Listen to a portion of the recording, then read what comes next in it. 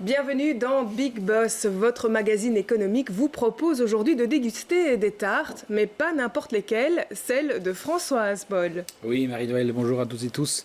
Aujourd'hui, on parle des tartes sucrées-salées de Françoise avec un homme, celui qui dirige l'entreprise depuis quelques années maintenant. Bienvenue à vous sur le plateau de Big Boss, Jean Bézier.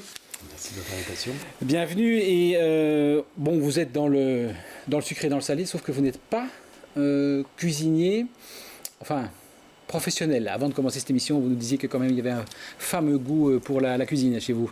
Oui, c'est une passion depuis mon adolescence. Mais en effet, je ne suis pas cuisinier professionnel. J'ai eu une carrière classique en marketing, en vente. J'ai travaillé dans la communication aussi. Et maintenant, j'ai rejoint en 2006, donc ça fait bientôt 14 ans que je travaille aux Tartes de Françoise. Oui, parce qu'avant de devenir le CEO, le big boss des Tartes de Françoise, vous étiez déjà dans l'entreprise depuis une dizaine d'années. Oui, je suis arrivé en 2006 pour épauler le fondateur, Olivier, avec qui j'ai travaillé à peu près donc pendant 10 ans, pardon. 10 ans. Et depuis 2016, là, j'ai repris l'entreprise avec différents partenaires et avec mon associé direct, qui est notre directeur financier, Ludovic Ernould. Et voilà, depuis 2016, là, on est seul aux commandes. Alors, pour faire un peu plus connaissance avec vous, Jean Bézier, on va regarder notre petite séquence favorite. On s'est glissé dans votre bureau. Je vous propose de regarder notre séquence intitulée « Dans le bureau du boss ». Bienvenue dans le bureau du Big Boss des Tartes de Françoise, un bureau plutôt moderne, lumineux, avec vue sur les campagnes de Senef. Un bureau dans lequel se trouve une décoration assez intrigante. Il y a une ombre juste derrière moi qui nous observe. Alors, qui est ce sombre personnage? Votre ange gardien? Alors, le bureau du boss, il est plutôt sobre au niveau décoration. Très peu de choses pendent au mur, excepté ce tableau. Et ce n'est pas n'importe lequel, puisqu'il est signé Matisse, 1948. Alors, Jean Bézier, êtes-vous amateur d'art? Un livre trône sur le bureau de Jean Bézier, La Base, une édition culinaire bien connue des connaisseurs et des fins gastronomes, dont vous êtes, j'imagine. Alors Jean Bézier, La Base, c'est quoi ce bouquin? C'est vraiment une bible pour les fins gourmets? Non, c'est un peu symbolique d'avoir ce titre, d'avoir la base de la cuisine. Moi, je suis passionné de cuisine, je suis aussi un grand collectionneur de livres de cuisine à la maison, j'en ai près de 1000, je crois. Et je voulais en avoir un seul sur mon bureau, et donc il fallait qu'il ait le titre. Et finalement, je crois que pour être un bon cuisinier, une des choses les plus importantes, au-delà de la passion, c'est quand même de connaître ses bases. Voilà. Et c'est pour ça que ce petit bouquin qu'Olivier avait d'ailleurs, je l'ai repris et j'ai décidé qu'il resterait sur qui était le propriétaire précédent, le fondateur même. Voilà, le mari de Françoise qui a développé petit à petit la société avec laquelle j'ai travaillé 10 ans. On en reparlera dans quelques instants. Parlons encore un peu de vous, de vos passions. On a vu ce tableau de Matisse. Qu'est-ce qu'on peut en dire? Quelle est son histoire et comment est-il arrivé dans votre bureau? C'est à vous ou c'est aussi un héritage d'Olivier Laffut? C'est un héritage des bureaux. Donc c'était, en fait, quand on a fait les nouveaux bureaux, là on est en 2015, on ne s'est pas occupé de la décoration, on a laissé quelqu'un nous faire des surprises. Et donc j'ai découvert ce tableau quand je suis arrivé dans mon bureau, il était là, donc ce n'est pas un choix personnel, mais il y a une petite pomme qui est juste en dessous, qui est là pour symboliser le fruit, et c'est ça, c'est joli. Donc c'est purement décoratif, il n'y a pas de vraie Votre passion, c'est la cuisine avant tout, si j'ai bien compris. Oui. Si vous... Ce qui est un art. Qui est un art, tout à fait. Et quand vous cuisinez, c'est plutôt... c'est quoi votre recette fétiche, inratable et que vous adorez préparer? Votre pâte à vous?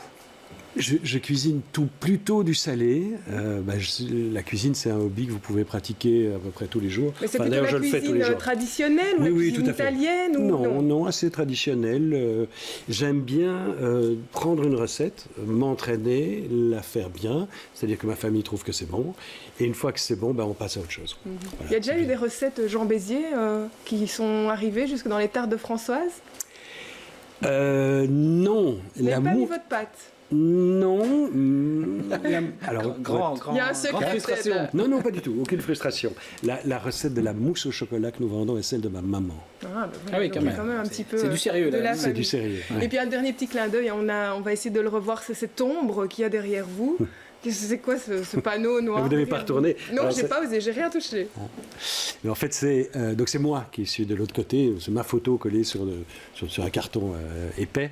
Donc l'année passée, j'avais été nominé au concours du manager de l'année. Et lors de la soirée de gala, chaque candidat en fait aurait été collé sur le mur. Les photos qu'ils avaient prises nous étaient collées sur le mur. Et en partant, je me suis dit que c'était marrant. Et donc j'ai décollé mon personnage du mur. Et je l'ai ramené dans mon bureau. Et de temps en temps, si je pars en vacances, par exemple, je le retourne. Voilà, comme ça, je reste un peu là. Voilà.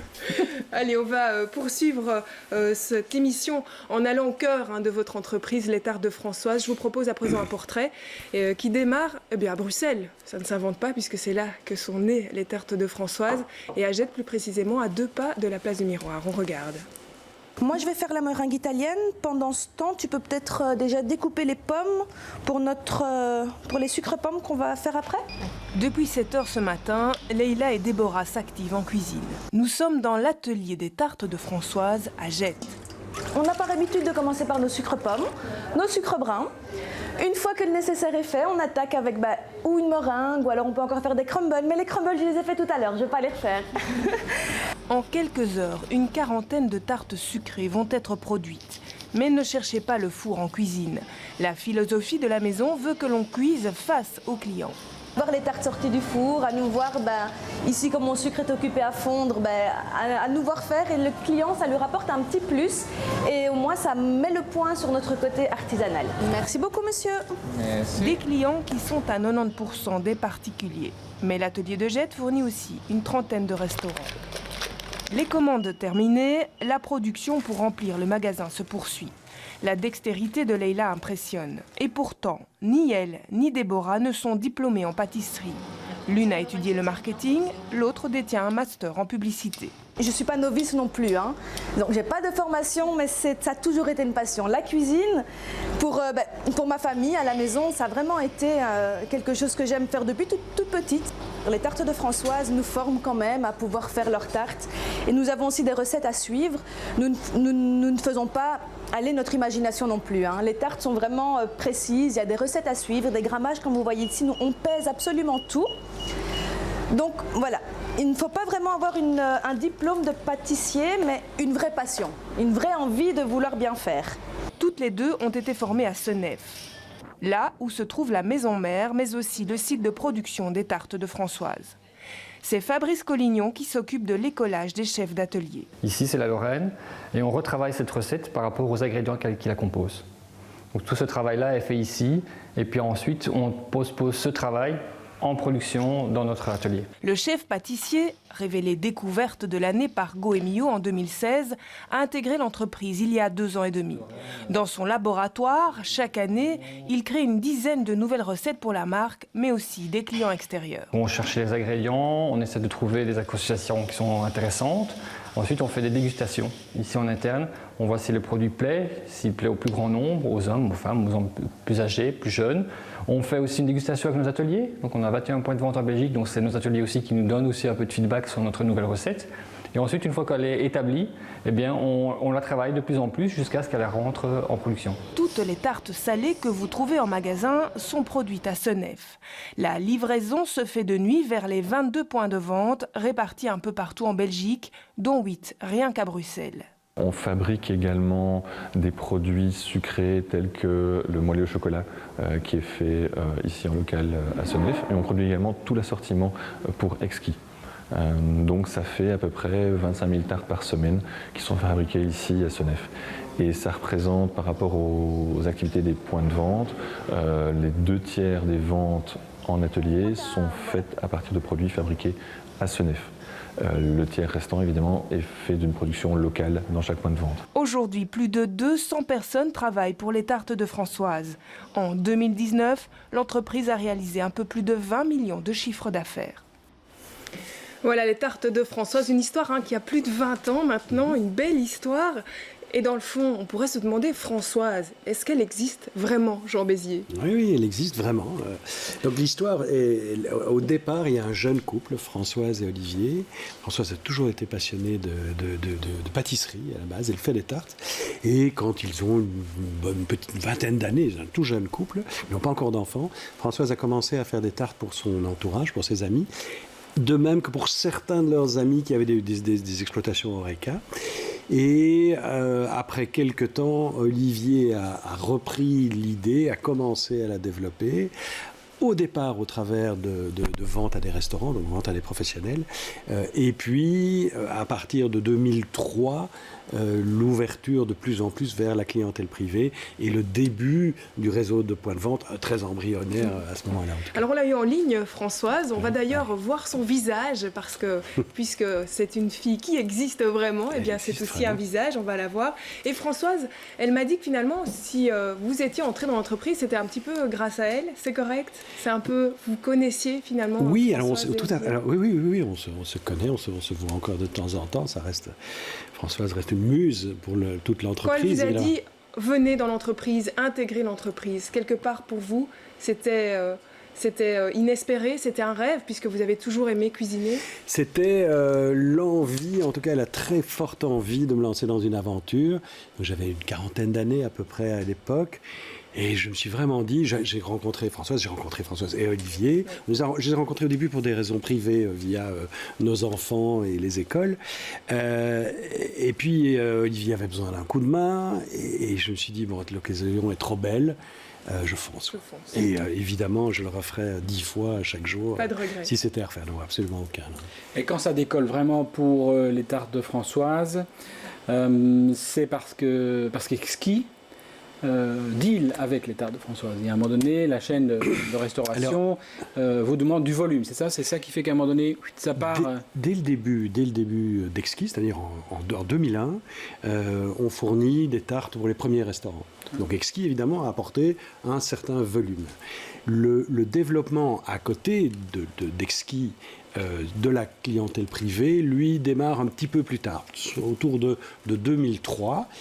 Et c'est principalement, on fabrique des tartes à XL dans un atelier et les particuliers ont l'occasion de venir acheter ces tartes dans cet atelier. Et là, le bouche à oreille, petit à petit, se fait autour des tartes, de leur qualité, de leur... Ouais. Mais est-ce que la maison aurait pu se développer sans ce partenaire qui est un gros distributeur, qui a déjà son réseau et qui pousse, quoi? Très difficile de refaire l'histoire. Dans l'ADN des tartes de Françoise, il y avait cet atelier qui tournait pour l'Horeca, principalement pour Exquis, mais aussi pour d'autres clients Horeca. Et le début de notre histoire, c'est un outlet, en fait. C'est un lieu de fabrication où des particuliers... Un magasin d'usine, comme on dit. Un magasin d'usine, sauf que le mot usine est un peu à une consonance. Oui, c'est plus artisanal. Oui, voilà, un atelier artisanal. Donc après, le développement de la marque Les Tartes de Françoise et de la marque, c'est-à-dire que les produits de cette association, de ces tartes, à ces moments de partage, etc., ça c'est relativement indépendant, c'est très lié à la clientèle privée, si vous voulez. Et Exquis ne mettait pas la marque Les Tartes de Françoise en avant dans ses points de vente. Aujourd'hui, on travaille avec Exquis, par exemple, aussi. La moitié de ce qu'on vend à Exquis part en France, où nous ne sommes absolument pas connus. Donc, nos deux métiers... Ça diversifie l'affaire. Oui, nos deux métiers sont relativement différents. Alors, on a déjà entendu quelques fois au cours de cette émission le mot artisanat. Votre cuisinière / vendeuse de Jette en parlait, ce côté artisanal. Mais est-ce qu'on est encore dans l'artisanat lorsqu'on fait de tels volumes?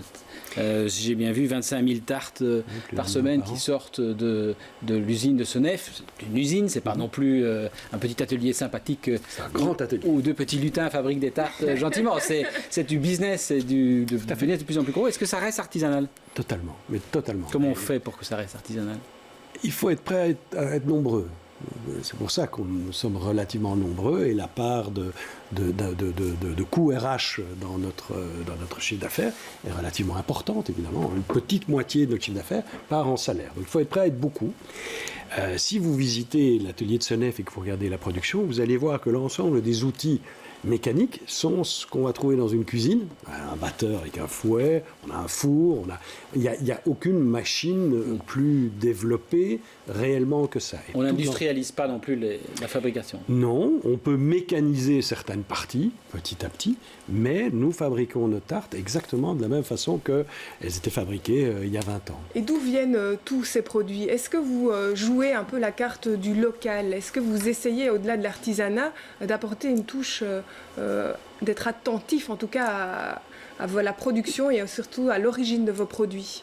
On travaille avec des ingrédients de qualité, le plus important, et non transformés. C'est-à-dire, on n'utilise pas de mix, on utilise des œufs, de la farine, etc. Donc, on regarde en effet de plus en plus où on peut trouver les meilleurs produits et la meilleure qualité. Le local est un des critères qui va rentrer en compte. Mais vous ne mettez pas ça en avant, en tout cas, clairement. Le local, non. C'est pas... Quelle est la difficulté? Je crois que nous, la priorité, c'est la qualité, et que peut-être on doit faire à certains moments des arbitrages entre le bon rapport qualité-prix sur notre produit et l'aspect directement local. Il y a d'autres moments où on va le mettre en avant. Par exemple, l'été passé, on a fait une tarte fine aux tomates belges, qu'on a commencé à commercialiser seulement à partir du 15 août, ce qui était un peu bizarre d'ailleurs au début, parce que la tomate, d'habitude, on y pense au mois de mai, mais on a lancé une tarte fine fabriquée en atelier avec des tomates belges fabriquées près de Jean-Blou. Mais c'était un peu l'exception, vous le dites vous-même. C'était plutôt l'exception. Et c'est la même chose avec le bio. Quand on regarde votre carte, on ne voit pas mention du bio, pas non plus la mention, comme tu viens de le dire, Manuel, du circuit court. C'est trop cher pour faire Alors le bio, représente un certain investissement. D'abord, il faut savoir qu'on utilise certains ingrédients bio, mais les règles de communication sur le bio sont très strictes. Et donc, si vous n'êtes pas certifié totalement, ce qui est tout à fait normal, donc notre farine, on utilise la farine bio, mais on ne le communique pas, parce que c'est normal de ne pas non plus mettre les gens, de risquer un manque de clarté là-dessus. Alors, ce qui m'a marqué malgré tout, parce que là, on sent que vous voulez jouer la qualité, mais ce qui m'a marqué malgré tout en cuisine, c'est par exemple, on le sait, que l'AFSCA est super strict, mais vos cuisinières à l'atelier de Jette changent de gants, mais quasi à chaque manipulation. Oui. Est-ce que là, on n'est pas en train d'être dans un autre circuit qui n'est pas très écologique et pas très économique? Oui, évidemment, mais les règles de l'AFSCA sont très, très strictes, donc on leur demande, on essaye de respecter toutes ces règles. Un jour, si j'ai bien compris, le camembert au lait cru ou le fromage de Herve n'est plus en odeur de sainteté. C'est l'opposition. J'imagine que c'est une grosse partie aussi du budget, c'est tout c'est une contrainte qu'on doit respecter, on doit en tenir compte. Qui intervient aussi. On va passer aux chiffres, la partie finance, avec le tableau qui dévoile un petit peu l'évolution de l'entreprise. Paul, on regarde ça. Parce que le moelleux au chocolat, la tarte fine aux tomates de la région, qu'est-ce que ça donne dans les chiffres? Eh bien, ça donne ceci, sur 10 ans quand même, une évolution, une histoire qui s'appelle la croissance, l'emploi en équivalent temps plein, donc c'est encore plus en chiffres réels, en nombre de personnes, a été multiplié par combien? Par 5. 4, 5, oui, en effet. On est à plus de 200 personnes aujourd'hui. Pourquoi? Parce que les points de vente, d'abord, ont été démultipliés, j'imagine. La croissance du personnel, elle vient à la fois, en effet, de la croissance des points de vente, mais le travail artisanal, la main-d'œuvre est linéaire. Si vous faites 2 fois plus de tartes, vous avez besoin de 2 fois plus de gens. Donc, il y a très peu d'économies d'échelle. Et les économies d'échelle que vous pourriez trouver, mais vous allez devoir les réinvestir dans un niveau de contre-maîtrise pour pouvoir maintenir la qualité. Parce que quand on est 200 à faire la même tarte, garder la qualité, c'est un grand challenge. C'est très difficile. Un boulot en soi. Ouais. Et on a vu que vous écoliez vos chefs d'atelier, des chefs d'atelier qui ne sont pas forcément cuisiniers à la base. Alors là, il faut que vous nous expliquiez comment vous faites, quelle est votre politique pour recruter votre personnel. Le personnel des ateliers de vente, de plus en plus d'ailleurs, on essaie aussi de trouver des gens qui savent comprendre et servir le client. Donc en effet, les gens de chez nous ne sont pas... Il y a quelques pâtissiers, il y a principalement Fabrice. On a vu Fabrice Collignon dans le mais à la base... Il n'y en a quasi pas alors. Non, il y en a... Fabrice. Non, oui, il y en a 3 au total, je pense. Mais ce qui compte, c'est la passion du travail bien fait, la passion de l'artisanat. Vous l'avez vu avec Leïla, Jette. Et c'est bien plus important, parce que nos tartes que nous fabriquons, de nouveau, à l'origine, Françoise n'était pas pâtissière, les recettes que nous faisons sont des recettes assez fait maison. C'est-à-dire que c'est les mêmes recettes depuis l'origine? Par exemple, la meringue citron, qui est l'invention de Françoise, c'est la même qu'il y a 20 ans. Mais absolument. Donc vous transmettez finalement la même recette. Voilà, mais c'est pas... Alors, c'est compliqué de le faire en grande quantité et de le faire bien, mais en 5 jours, en 2 jours, vous êtes capable de faire la tarte au citron. Alors, on Défi vient de parler relevé. du personnel. Là, on peut maintenant parler un peu, toucher un mot des finances aussi, avec ce tableau qui nous indique là aussi une grosse croissance. Le chiffre d'affaires a été multiplié par 4, lui aussi, et on n'est pas loin des 20 millions d'euros, comme on le voit, c'est assez net, assez fulgurant. Le bénéfice a suivi, c'est un business rentable que de faire des tartes façon maison. On voit que la croissance est forte, quoique en 2017, il y a eu un net fléchissement du bénéfice et carrément même une bonne perte en 2018, 500 000 euros, un demi-million d'euros dans le rouge. Qu'est-ce qui s'est passé tout à coup ? 2 effets. Le premier effet, une énorme crise sur le prix du beurre. À l'époque, le prix du beurre a flambé, a fait x3 à un moment. Pour nous, ça représentait à peu près, en différence d'achat, un peu moins d'un demi-million sur le beurre, qu'on n'a pas pu répercuter pleinement sur nos prix de vente. C'était un des éléments, c'était un élément accidentel. Accidentel qui correspondait aussi avec une période où la croissance de l'entreprise était la priorité et où on devait faire certains réglages en termes de rentabilité, de productivité, que ce soit dans les magasins, que ce soit dans la production centrale à Senef. C'était une année de transition avec un accident de prix d'achat. Voilà. Aujourd'hui, on a retrouvé un niveau de bénéfice qui est tout à fait correct et rassurant surtout pour l'avenir. Oui, on voit que vous êtes revenu dans le vert l'année suivante, 2019, de façon très légère, mais vous nous dites là que c'est reparti. Et c'est reparti avec de nouveaux investissements. On va voir des images d'un nouveau concept. À Namur, vous avez décidé de lancer un nouveau type de magasin. On va regarder ça tout de suite ensemble. Et j'aurais aimé que vous... Voilà, on voit la devanture. C'est dans le centre de Namur. Oui, c'est tout à fait dans le centre de Namur. Alors, si l'image veut bien... Oui, c'est un petit peu lent, mais on va voir l'intérieur du magasin, puisque c'est vraiment ce qui nous intéresse. Et vous allez nous dire... Qu'est-ce que ça a de spécial et qu'est-ce qu'on peut dire, par exemple, sur ce comptoir et sur ce magasin ? D'accord. Ce qu'il y a de réellement nouveau dans ce nouveau concept, c'est premièrement l'intégration plus forte entre la zone client et la zone de production. On fabrique nos tartes, ça vous l'avez vu dans tous nos ateliers, mais là, vous allez avancer dans le point de vente. On ne le voit pas sur cette photo-là. Voilà. Là, vous voyez box en verre comme ça. Vous voyez Nathalie qui prépare des tartes et la présentation des tartes se fait juste à côté de la production. Donc il y a avec plein de, je vous coupe, mais plein de bouteilles d'alcool, rien à voir avec les tartes. Enfin, ça se déguste avec des tartes, mais c'est amusant. Vous développez aussi dans. On a toujours vendu du vin. On a quelques références de vin. Mais là, c'est énorme. Hein, là, en effet, la présentation est plus grande. C'est une question de plus de merchandising. Et on a aussi introduit à Namur une gamme de vins de dessert. On a 4 références de vins de dessert qui fonctionnent assez bien. Mais donc ici, ce qui change le plus, c'est cette intégration zone client, zone de production, ce qu'on n'avait pas avant. Avant, les clients étaient plutôt confinés dans une petite zone à l'entrée du magasin. Et la deuxième chose, c'est aussi le fait de mettre en avant, de mettre nos produits mieux en avant. On les présente un peu plus, on les starifie, si vous voulez, mais tout en... Et justement, quand on voit ces images-là de ce nouveau concept de magasin, on a l'impression quasiment de rentrer dans une bijouterie. C'est-à-dire, c'est très, très léché. J'imagine que ça se paye, un design de ce type-là. Est-ce qu'on n'est pas en train de s'éloigner de la tarte façon maison pour aller vers un produit un peu de luxe comme ça ? Évidemment, le prix de vente sera différent. Alors, le prix de vente est le même dans ce point de vente-là que dans tous les autres points de vente. Oui, mais à terme. C'est pas... Alors, nous faisons des tartes artisanales et nous sommes fiers de cette qualité. Et nous sommes contents de la mettre en avant. Le luxe, je pense que s'il y avait une chose à prendre du luxe, c'est bien leur sens du client. Le luxe, ce qu'ils savent faire, c'est mettre le client au centre de leur attention et de servir le client. Je pense que c'est la seule chose que je voudrais vraiment aller chercher dans ce monde-là. Mais ça, c'est le marketing, on va dire. C'est pour appâter le client. Est-ce que vous allez changer d'autres choses au niveau du prix, notamment à terme ? Non, c'est pas... C'est pas le but. C'est pas le but. Le magasin de Namur, si vous voulez, on a une drôle d'histoire. C'est-à-dire qu'on commence, vous l'avez dit, vous avez parlé de magasin d'usine. Donc on commence sur un outlet. Et puis, lorsqu'on a ouvert le magasin numéro 3 ou numéro 4, on n'osait pas montrer les tartes. On s'est dit, non, si on montre les tartes, c'est beaucoup trop loin, venant de cet atelier historique où on ne montrait pas les tartes, on ne faisait que les fabriquer. Toute notre histoire de développement retail est un mouvement de notre métier de fabricant au métier de retailer vers lequel on se dirige aujourd'hui.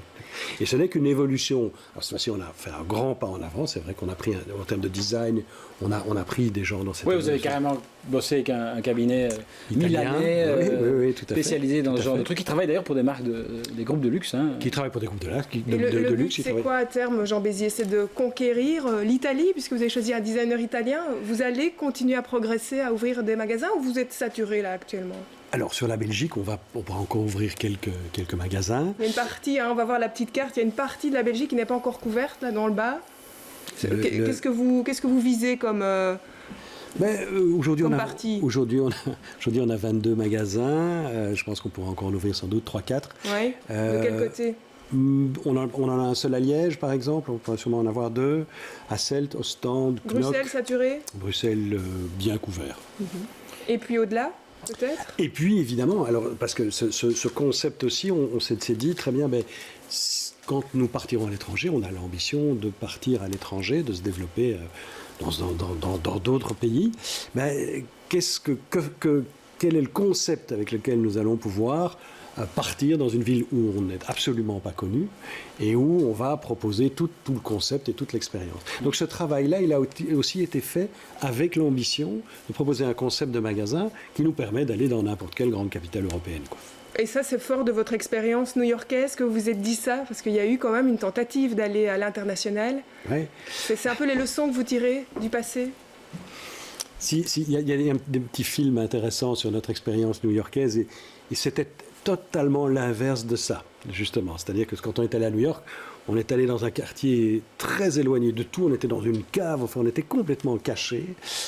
Et c'est clair que l'ambition ici est totalement différente. L'expérience New York était une expérience intéressante, enrichissante. C'est clair qu'on a appris de nos erreurs, que quand on veut se lancer dans un marché où on n'est absolument pas connu, il faut avoir la volonté de se faire connaître et d'assumer pleinement qui on est. Et ce concept-là qu'on a ouvert à Namur, c'est son intention. Très bien. Merci beaucoup, messieurs, à tous les deux d'avoir participé à cette émission. C'est déjà l'heure de prendre congé de vous, mais on se retrouve bien sûr le mois prochain avec un nouveau Big Boss. À très bientôt.